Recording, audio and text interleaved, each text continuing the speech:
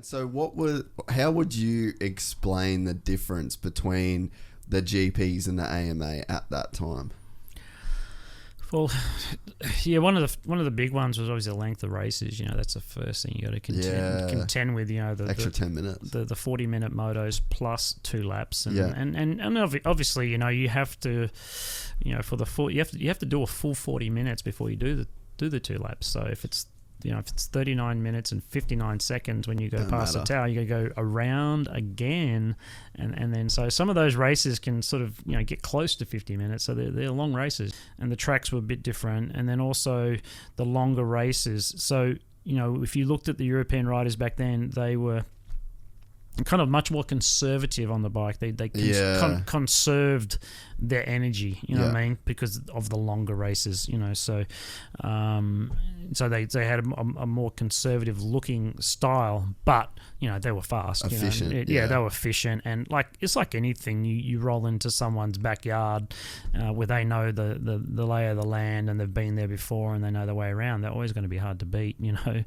Yeah, still the level was pretty high.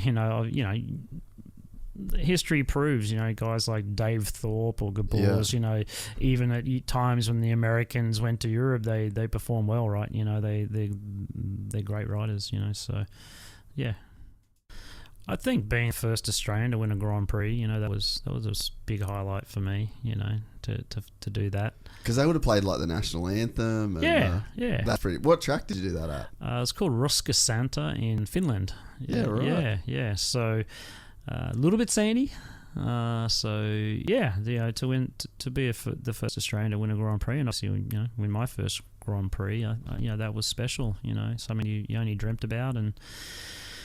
Yeah, that was cool, because the funny thing coming from Australia, particularly back then, was that the US racing, we all, as a rider, and if you're in the sport, you know how tough it is, but the media in general here, or the people generally, didn't acknowledge America as being as tough as, say, Europe, or as prestigious as winning a world championship Grand Prix or something like that. Yeah, right. So you got a lot more mileage and a lot more sort of notoriety out of performing in Europe rather than the States, if you know what I mean. Yeah, right.